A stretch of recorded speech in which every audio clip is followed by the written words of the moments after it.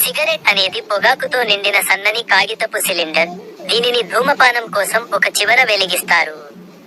ఈ పొగలో కనీసం 69 క్యాన్సర్ కారకాలతో సహా 7,000 కంటే ఎక్కువ రసాయనాలు ఉంటాయి మరియు ఊపిరితిత్తులలోకి పీల్చబడతాయి.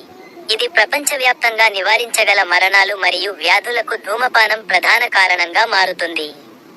ఇది నికోటిన్ ద్వారా వ్యసనానికి దారితీస్తుంది మరియు క్యాన్సర్, గుండె జబ్బులు, స్ట్రోక్ మరియు COPD వంటి దీర్ఘకాలిక ఊపిరితిత్తుల వ్యాధులు వంటి అనేక ఆరోగ్య సమస్యలను కలిగిస్తుంది.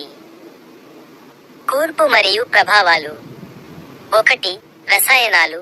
సిగరెట్ పొగలో వేలకొద్దీ విషపూరిత రసాయనాలు ఉంటాయి. వాటిలో అత్యంత వ్యసనపరుడైన nicotine, carbon monoxide, tar, arsenic మరియు రేడియోధార్మిక కణాలు ఉన్నాయి.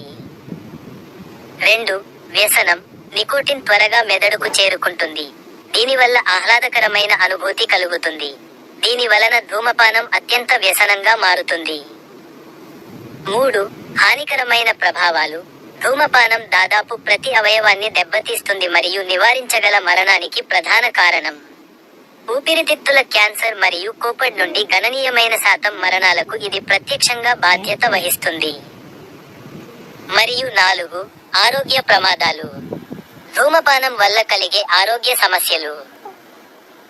క్యాన్సర్, ఊపిరితిత్తులు, నోరు, స్వరపేటిక, అన్నవాహిక, మూత్రాశయం, క్లోమం, కడుపు, మూత్రపిండాలు మొదలైనవి.